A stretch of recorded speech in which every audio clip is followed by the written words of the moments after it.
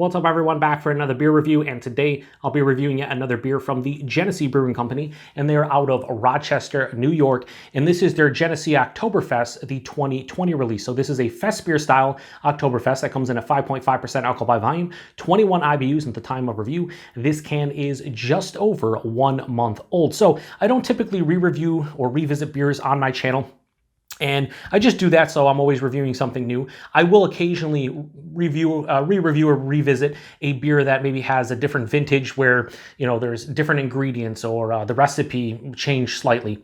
Well, this one falls into that category where this is actually a new recipe from Genesee. So I read a couple articles and I saw on Instagram, and a couple people posted in the 2018 review I did of this beer that they changed the recipe. You're going to review the new recipe. And I was like, did they? So I had to look, and sure enough, they did. So what they did is basically they're going for more of a Festbier-style Oktoberfest. Now, there's two styles underneath the Oktoberfest umbrella. There's the Märzen-style, and then there's the Festbier-style. The Märzen-style is the old school classic Oktoberfest that everybody knows, more malt driven. It's an amber lager, a little bit more heavy on the palate.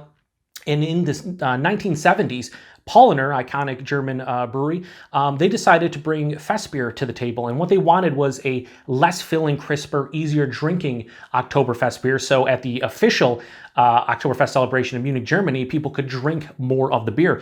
So the Festbier is more of like a pale golden color. It has a little bit more of a crisper mouthfeel, and it's a little bit more hop forward, but easier to drink. And definitely not as heavy, less filling, and that's the key. I've reviewed, a handful of Festbiers on the channel and Märzens, and I did the Paulaner side by side, their Wiesen and their Märzen. And when you do the two styles side by side, you see there are drastic differences between the two. Like it's kind of like night and day, honestly.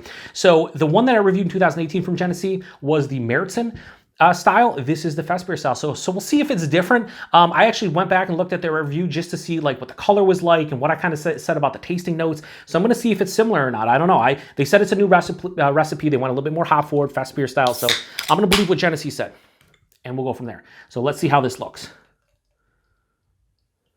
Okay, right from the get-go, this is way lighter than the one I reviewed.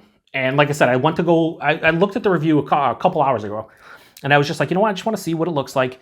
It did not look like this. This looks like maybe a little bit darker. I was gonna say it looks like a macro lager. It has like this golden color. It's a little bit of like hint of like an amberish tone to it, but not really. This kind of looks like a macro to some degree. Just like a pale lager. Has a lot of carbonation, about a 2.5, 3 finger, bright white, fluffy looking head. Now, if you want, go back and look at that 2018 Genesee review. My lighting's a bit different, but still, it's way darker than this. Let's get a nose. Yeah, I'll tell you right now, they said they changed the recipe. I believe them, and I can tell on the smell. This is not as malt forward as I was anticipating. It has like a slight bready, slight toasted bread, but more just like a generic bready cereal grain kind of sweetness. Definitely hoppy. It has, say, a little bit of spicy, like floral kind of note to it. Underlying like lemon zest too. There's malt there for sure. Like I said, bready, slight caramel tone. But based on what I watched and what I remember of my 2018 review, I want to say that this is definitely different. So yeah, let's get into it. Cheers, everyone.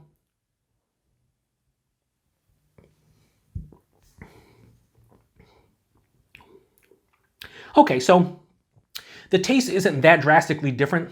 I was anticipating a little bit more hop character and a little bit less on the malt. Not that the Festbiers don't have a malt character or whatever, but I just always, for me, Märzens are just more malt driven, where these are a little bit less malt driven, a little bit more hop character in there. They still are greatly balanced, but this has a little bit more than malt than I anticipated. Lower side of medium body, crisp, clean, refreshing, definitely what you want from a Festbier. The taste, it's not, when you drink these beers, you don't go into them thinking it's going to be some complex, take your taste buds for a ride type of beer. These are supposed to be easy, sessionable, crushable beers, and this one is. I think I might actually like this more than the 2018. Right up front, bready, brown bread. Not really toasted bread, but more brown bread. A little bit of like a caramel, almost honey-like sweetness from the malt. A little bit of cereal grain, that's at right at the forefront, carries through. That's where you're hit with the hop character. Earthy, floral, not big. This isn't like drinking an IPA or something, but it has enough hop character to balance out the malt sweetness. It finishes semi-dry, relatively clean, with a mild bitterness. Alcohol, can't detect it. This is a fucking super crusher. Yeah, I think this is way more drinkable and more refreshing than their 2018 counterpart. You know, up until a couple years ago, I really didn't drink many fest beers. I only had a couple in my life. And reviewing the Weihenstephaner a couple days ago, and having the Paulaner a couple years ago, and having some other fest beers sprinkled in between, I totally get why there's a Festbier style and why Paulaner introduced it back in the 70s. Because if I'm at Oktoberfest, I could drink a shit ton of these.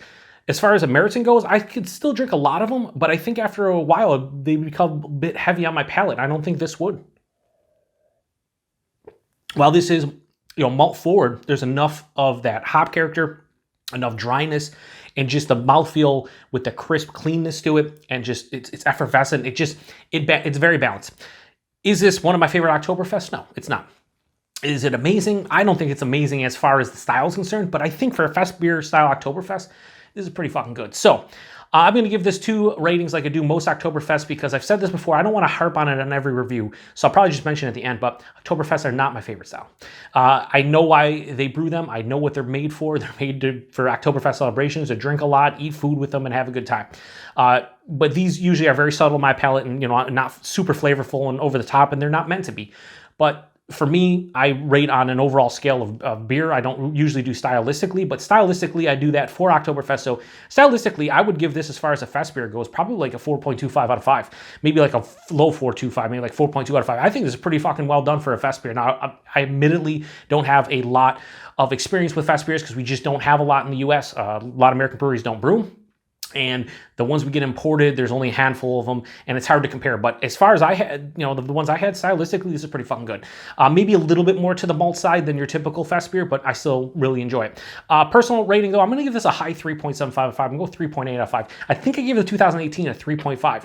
Now, giving a 3.8 to an Oktoberfest, for me, that's pretty fucking good. Like, usually they kind of top out at like 4 to 4.25. So 3.8 is pretty high praise for me, at least of the reviews I've done and the beers I've drank within the Oktoberfest style. But yeah, 3.8 out of 5 for personal preference, 4.2 out of 5 for style. And listen, here's the best part: price and availability. Price point, $10 a 12-pack. It's hard to beat that price point. It's hard to beat that value. You're talking less than $1 a can. I bought an individual can, it was like $1. Right? So I didn't buy an entire 12-pack. I should have now, looking back, but I still might. They're still on the shelves. But yeah, this for less than $1 can is fucking well worth it. And availability wherever you see Genesee. If you see Genesee in your area, you probably see this one. If you don't, then you probably don't. They're typically available throughout the Northeast, a little bit through the Midwest, but for the most part, Northeast. And yeah, really good beer. If you've had this beer before, the prior vintages or the prior releases, and you've had this one, let me know. Did you see a difference between the two? I definitely do. I definitely taste and see a difference between this one and the 2018. And I think I like the new recipe more based on my rating, based on what I'm drinking. I think it just makes more sense for me to want to drink this one. If I'm going to buy a 12-pack of it, this is easier to drink. So I think I like this more than the older recipe. Older recipe was still solid, but I would have loved for them to do both. Like, here's a fest beer, here's a Märzen, both Oktoberfest, release them. Do a mixed 12-pack. Release 6 and 6 and just say, here, see the difference for yourself. I would love to do that side by side. Fortunately, probably never going to happen, but yeah, pretty damn good beer. So appreciate everybody stopping by for another beer review here on the Beer Patrol. 5.5%. You can crush the shit out of these. And that's what I'm going to do. I'm going to drink the rest of this off camera. So take it easy, everybody. Have a good one. Cheers.